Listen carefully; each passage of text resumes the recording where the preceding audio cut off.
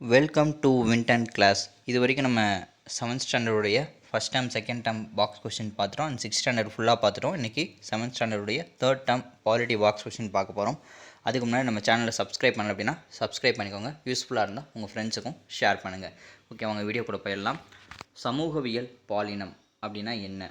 சமூகவியல் பாலினம்ன்றது ஆண் பால் பெண் பால் குறித்த புரிதல்கள் மற்றும் வேறுபாடுகளில் சமூகத்தின் தாக்கம் எவ்விதம் என்பதை ஆராய்வதே சமூகவியலில் சமூகவியல் பாலினம் என்பதாகும். சரிங்களா? இந்த இடத்துல எவ்விதம்னு ஆட் பண்ணிக்கோங்க. இந்த வீக்கு பதிலாக இவ்வு போட்டுக்கோங்க. இப்போ ஆண்கள், அதாவது ஆண்பால் பெண்பால் குறித்த புரிதல்களும் அதனுடைய வேறுபாடுகளும் அதுக்குரிய சமூகத்தினுடைய தாக்கமும் எப்படி இருக்குது அப்படின்றத ஆராய்ச்சி பண்ணுறது தான் சமூகவியல் பாலினம். இது ஒரு கோட்பாடு தான், அவ்வளோதான். அடுத்து நம்ம மேம்பாடுறோம் அப்படின்னா அதுக்கு முக்கிய காரணி என்னவாக இருக்க முடியும்? 2 விஷயம். அதாவது ஒன்று கல்வி, இன்னொன்று பாலின பாகுபாடு. அதாவது கல்வி கொடுக்கணும், பாலின பாகுபாடை தடை செய்யணும். இந்த 2 விஷயங்கள் தான் ரொம்ப முக்கியம். அப்போது கல்வி அப்படின்னா ஒருவருக்கு அறிவுபூர்வமாக சிந்திக்கும் திறன் மற்றும் தனித்தன்மை வாய்ந்த முடிவுகளை எடுக்க உதவுறது என்னது? கல்வி. அப்போது இந்த 2 விஷயத்துக்காக கல்வி ஃபஸ்ட்டு நம்ம எடுத்துக்கிறோம் மேம்பாட்டுக்காக. அடுத்து பாலின பாகுபாடு. அதாவது பாலின பாகுபாடு பார்க்கும் சமூகம் எக்காலத்திலும் முன்னேற்றம் அடைவதற்கான வாய்ப்பு இங்கே உள்ளதுன்னு இருக்குது. இதை அடிச்சுக்கோங்க. இது கிடையாது. சரிங்களா? இந்த ஸ்டேட்மெண்ட்டே தப்பு, கிடையாது. அப்போது பாலின பாகுபாடு பார்க்கும் சமூகம் எக்காலத்திற்கும் முன்னேறுவதற்கான வாய்ப்பு கிடையாது. அதே மாதிரி பாகுபாடு அப்படின்றது பாலின பாகுபாடு மட்டும்தானா அப்படின்னு பார்த்தா கிடையாது. அதாவது சாதி, இன, சமய பாகுபாடுகளை அடிப்படையாக கொண்ட சமூகம் முன்னேற்றம் அடையாது. இப்போது சாதி, இன, சமய பாகுபாடை அடிப்படையாக கொண்ட சமூகம் என்ன செய்யாது? முன்னேற்றம் அடையாது. அதே மாதிரி அடுத்த கொஸ்டின் பார்த்தோன்னா, நமது எதிர்காலம் பெண்களை உதாசனப்படுத்துவோர் கையில் இல்லை அப்படின்றது இந்த ஸ்டேட்மெண்ட்டில் யார் சொன்னது அப்படின்னா, முன்னாள் அமெரிக்க அதிபர் பாரக் ஒபாமா ஐநா சபையில் 2012 சொல்லியிருக்காரு. என்ன சொல்லியிருக்காரு அப்படின்னா, நமது எதிர்காலம் பெண்களை உதாசனப்படுத்துவோர் கையில் இல்லை, அது நமது மகன்களைப் போல் பள்ளிக்கு கல்வி கற்க செல்லும் நமது மகள்களின் கனவுகளில் உள்ளது அப்படின்னு சொல்கிறார்.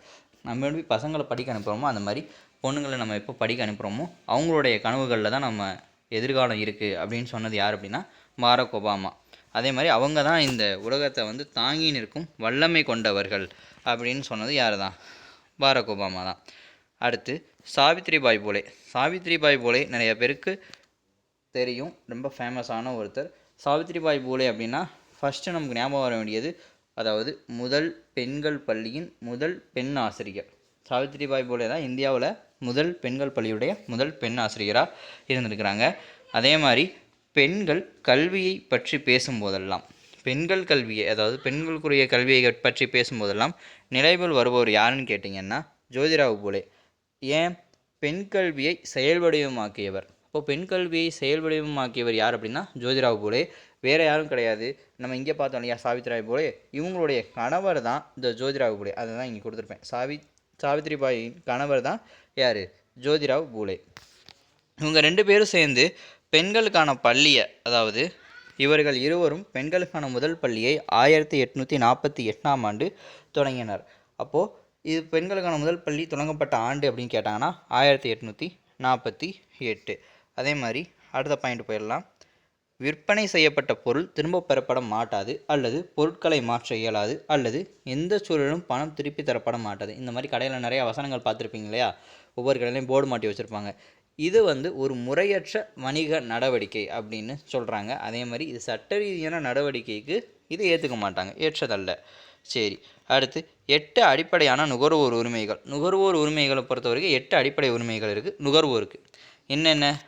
அடிப்படை தேவைகளுக்கான உரிமை, பாதுகாப்புக்கான உரிமை, தகவல் அறியும் உரிமை, தேர்ந்தெடுக்கும் உரிமை, பிரதிநிதித்துவ உரிமை, குறை தீர்க்கும் உரிமை, நுகர்வோரின் கல்வி மற்றும் உரிமை, தூய்மையான சுற்றுப்புறச் சூழலை பெறுவதற்கான உரிமை. இந்த 8மே நுகர்வோருடைய அடிப்படை உரிமைகள். இது தெரிஞ்சு வச்சுக்கோங்க. இது நம்ம டீட்டெயிலாக நுகர்வோர் டாப்பிக்கில் பார்ப்போம். அடுத்து முக்கிய சட்டங்கள்லாம் இதெல்லாம் நோட் பண்ணிக்கோங்க. உங்களுக்கு மேட்ச் த ஃபாலோயிங்கில் ஆல்ரெடி டிஎன்பிசியில் கேட்ட விஷயங்கள். நுகர்வோர் பாதுகாப்பு சட்டம் 1966, சட்ட அளவீட்டு சட்டம் 2009, இந்திய தர நிர்ணய பணியகம் 1986. இதெல்லாம் கொண்டு வந்த சட்டங்கள். அடுத்து பார்த்திங்கன்னா அத்தியாவசிய பொருட்கள் சட்டம் 1955 சுதந்திரம் பெற்று ஒரு 7 வருஷத்துக்கு அப்புறம். கருப்பு சந்தைப்படுத்துதல் தடுப்பு மற்றும் அத்தியாவசிய பொருட்களின் பராமரிப்பு பொருட்களின் சட்டம். சரிங்களா? ஸோ இது வந்து 1980. இதெல்லாம் சட்டங்கள், அந்த சட்டங்கள் இயற்றப்பட்ட வருடங்கள். அவ்வளோதான். இது தெரிஞ்சு வச்சுக்கோங்க. மேட்ச் த ஃபாலோயிங்கில் கேட்பாங்க. அடுத்து உலகின் முதன்மை பெண்மணிகள் அப்படின்னு நம்ம இந்த இடத்துல பார்க்குறோம். அப்படின்னா முதல் பெண்ணுடைய பெயர், அதாவது எப்படின்னா ஃபஸ்ட்டு ப்ரைம் மினிஸ்டர் அப்படின்னு சொல்லலாம். உலகத்திலேயே ஃபஸ்ட்டு ப்ரைம் மினிஸ்டர் ஆனது யாருன்னு கேட்டிங்கன்னா, அதாவது பெண் ப்ரைம் மினிஸ்டர். ஓகேவா? சிறிமாவோ பண்டாரநாயக. இலங்கை நாட்டில் தான் ஃபஸ்ட்டு உமன் ப்ரைம் மினிஸ்டர் வராங்க. யார்? சிறிமாவோ பண்டாரநாயக. சரி, அடுத்து விண்வெளியில் பொறுத்த வரைக்கும் வாலண்டினா தெரேஸ்கோவா. இவங்க வந்து சோவியத் ஒன்றியம்னா இப்போ இருக்கிற ரஷ்யா. சரிங்களா? முன்னாடி சோவியத் ஒன்றியம் நிறைய நாடுகள் சேர்ந்து இருந்தது. அது 1990க்கு அப்புறம் அது பிரிஞ்சு ரஷ்யான்னு எடுத்துக்கிறாங்க. அதில் பிறந்த வாலண்டினா தெரேஸ்கோவா இவங்க தான் விண்வெளிக்கு சென்ற முதல் பெண். அதே மாதிரி எவரெஸ்ட் சிகரத்தை அளவிட்ட முதல் பெண் யாருன்னு கேட்டிங்கன்னா ஜான்கோ தபே. இவங்க ஜப்பான் நாட்டுக்காரவங்க. அடுத்து ஒலிம்பிக்கில் தங்கம் வென்ற முதல் பெண் யாருன்னு கேட்டிங்கன்னா சார்லோட் கூப்பர். இங்கிலாந்து இல்லை, இது இந்து. சரிங்களா? ஒலிம்பிக்கில் தங்கம் வென்றவர் சார்லோட் கூப்பர், இங்கிலாந்து நாட்டை சேர்ந்தவங்க. அடுத்து இது ஒரு முக்கியமான பாயிண்ட்டு. இந்த பாயிண்ட்டோட இந்த சாப்டர் முடியுது. ஓகேவா? 7th ஸ்டாண்டர்டுடைய 3rd டேர்ம் முடியுது. இந்தியாவின் ஆண் பெண் கல்வியறிவு விகிதம் பார்த்தீங்கன்னா 1951லேருந்து 2011 வரைக்கும் கொடுத்துருக்குறாங்க. இது ஸ்கூல் புக்கில் இருக்கக்கூடிய டேட்டா தான். அண்ட் இது ஒரு இம்பார்ட்டண்ட்டான டேட்டாவும் கூட. 2011 வரைக்கும் எடுத்த பாப்புலேஷன் சென்சஸ்லேருந்து எந்த கொஷின் வேணாலும் எப்போ வேணாலும் டிஎன்பிஎஸ்சியில் கேட்குறதுக்கான வாய்ப்புகள் அதிகம். இது வந்து ஜாக்ரஃபிக்குள்ளேயும் வரும், சிவிக்ஸ்குள்ளேயும் வரும். அதனால் நீங்கள் ஈவன் எக்கனாமிக்ஸ்குள்ளேயுமே வரும். அதனால் நம்ம வந்து இந்த டாபிக் நம்ம கவனமாக படிக்கணும். இது எல்லாமே ஜஸ்ட்டு சென்சஸ் தான், தெரிஞ்சு வச்சுக்கிட்டால் போதும்.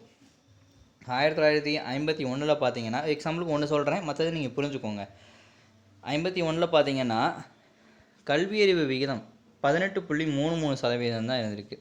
அதாவது 100க்கு 18.33 பேர் தான் படிச்சிருக்கிறாங்க. 18 பேர் படிச்சிருக்காங்கன்னு வச்சுக்கோங்க. அதில் 100க்கு 27 ஆண்கள், அப்போ 100க்கு 8 பெண்கள், 8 அல்லது 9, அதெல்லாம் 8.86 அப்படி சதவீதத்தில் வரும்போது இப்போ இவ்வளோ தான் படிச்சிருக்கிறாங்க. அப்போது ஆண் பெண் கல்வியறிவு இடைவெளி வீதம் பார்த்திங்கன்னா 18.3 அப்படின்னு இருக்குது.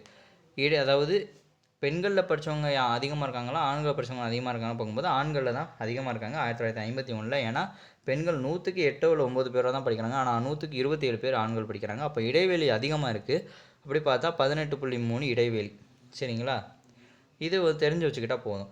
அப்படியே போக போக பார்த்தீங்கன்னா ஒவ்வொரு வருஷமும் கூடிக்கிட்டே வரும்.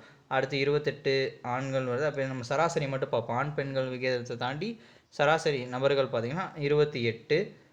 அடுத்து 71 பார்த்திங்கன்னா 34. 81 பார்த்தோன்னா 43% படித்தவங்க இந்தியாவில் இருக்கிறாங்க. 91 52% இருக்காங்க. 2001 64% ஆகுது. 2011 77.04% இந்தியாவில் படித்தவங்க இருக்காங்க.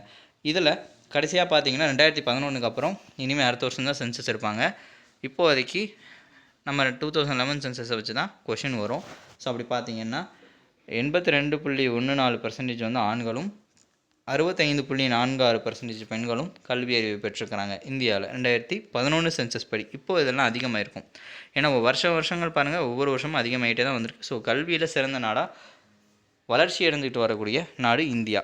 இப்போது முதல்ல பார்த்த இடைவெளி விகிதம் பாருங்கள் 18.3.